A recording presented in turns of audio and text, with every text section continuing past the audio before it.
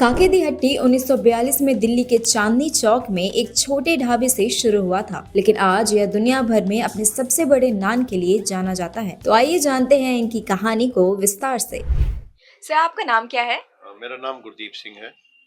Sir, हम जानना चाहेंगे कि काके दी हट्टी आपकी जो रेस्टोरेंट अभी बनी है और पहले एक ढाबा थी, तो उसकी क्या कहानी रही? उसके पीछे की रीज़न क्या थी? किसने शुरू किया? हम आपका इस रोचक कहानी को दर्शकों तक पहुँचाने के लिए जानना चाहते हैं।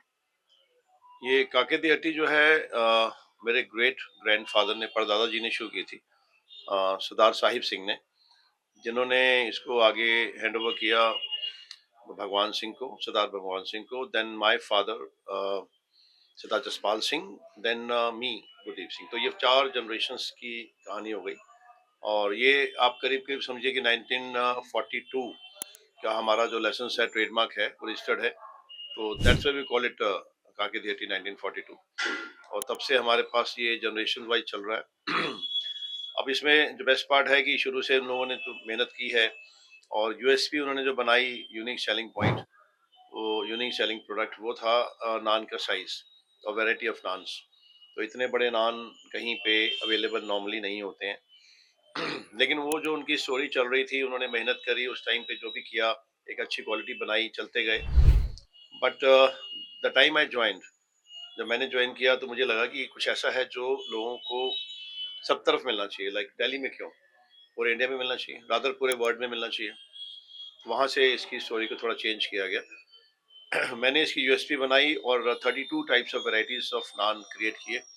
जो लोग आप पिज्ज़ा खाने जाते हैं या आप परोठे खाते हैं, उन सबको मैंने नान्स में चेंज किया और साइज़ वही रखा। साइज़ को कम नहीं किया, बल्कि शायद थोड़ा और बढ़ा दिया और ट्रेडमार्क अप्लाई किए।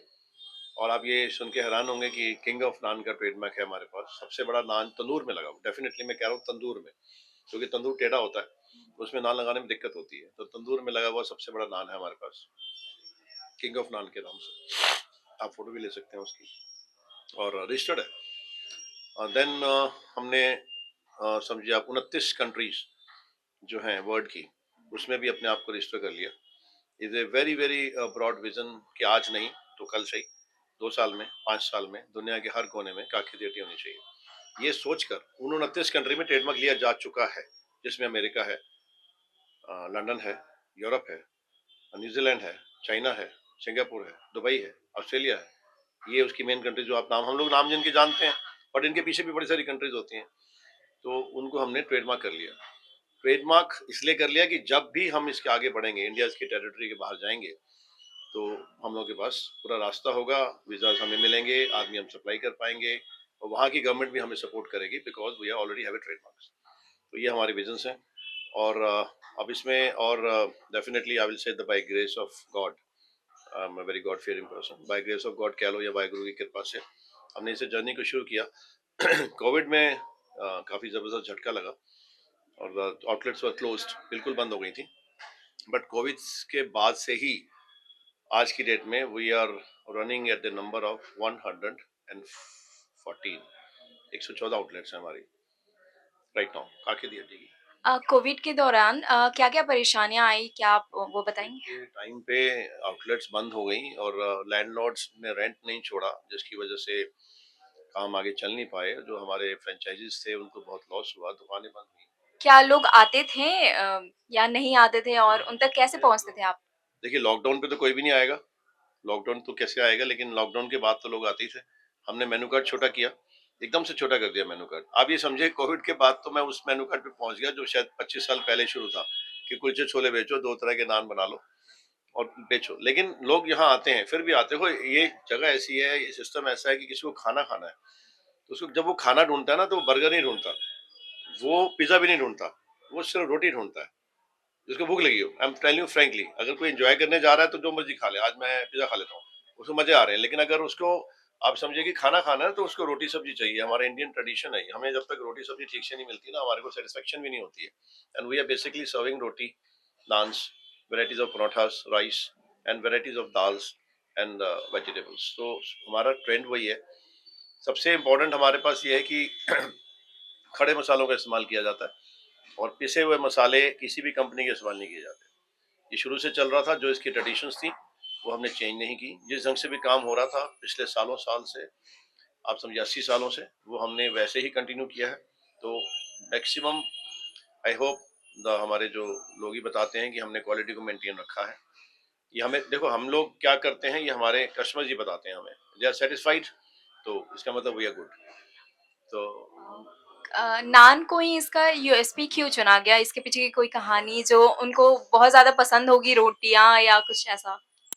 नान को यूएसपी चुना नहीं गया, नान यूएसपी मुझे मिला, मतलब मुझे मिला, मैंने नहीं चुना इसको। हाँ, लेकिन उन्होंने जिस ढंग से इन्होंने शुरू में बनाए होंगे। अच्छा, इस चीज से आप ये भी कनेक्ट कर लीजिए, लोगों की डाइट पहले ज्यादा थी। आप नोट करिए, देखिए मैंने ये कोई नान बनाया क्यों होगा किसी ने? They must have been able to eat that much. भाई खाओगे तो, कोई बिक रहा है तो बेच रहे हो ना उसको। और उतना खिलाने के लिए बार-बार उतना क्या ही बनाएँ, छोटी-छोटी रोटियाँ इतनी बड़ी बना दो अच्छे से कि लोग खाएँ एक आज की बार। डेट में डाइट लोगों की जो है 25% पे रह गई एक्चुअली स्पीकिंग। जो लोग पहले खाना खाते थे बैठकर आराम से, मैं बोलूंगा जमीन पे बैठ के चौकड़ी मार के, जब लोग खाते थे ना खाना तो अच्छे से खाते थे। अब तो डाइट बहुत कम हो गई है लोगों की, लेकिन उस टाइम के साइज है ये। अब उसमें यह है कि अब यहाँ पे आज लोग आते हैं तो 4 आदमी मिलके एक नान खाते हैं।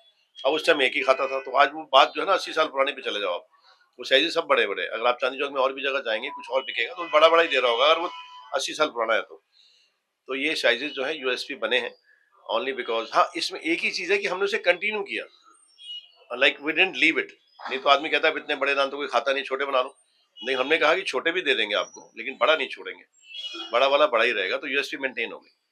और डेफिनेटली इंडिया के बाकी पार्ट्स जो हैं, जैसे बैंगलोर है, यूपी है, हैदराबाद है, आंध्र प्रदेश है, we are going good with everywhere. सब तरफ ही जा रहा है ये, क्योंकि स्कैटर होता जा रहा है धीरे धीरे। अब now we are planning to launch in Dubai and Singapore next career चीज। तो this is going good. So ये काके डी हट्टी की जो आगे की भी जर्नी है वो ऐसे ही लगातार चलने वाली है? नहीं नहीं, अब तो इससे आगे जानी चाहिए। I have two sons, Dhruv Singh and Angad Singh. They have joined Kaki Di Hatti and I think it will go multiple times now. Because ये जब मैं कर रहा था, मैं अकेला कर रहा था, उनके साथ ये दो लोग और जुड़ गए and they are very well educated people. I think they will come up with more ideas and they are doing very good now.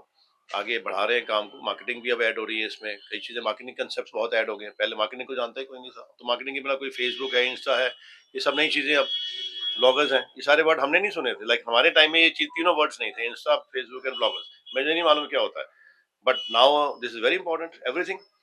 अब ये चीजें ऐड हो गई, तो ये सब चीजें वो लोग देखते हैं और आगे कवर अप कर रहे हैं और बेटर करेंगे। अब तो और बेटर करेंगे।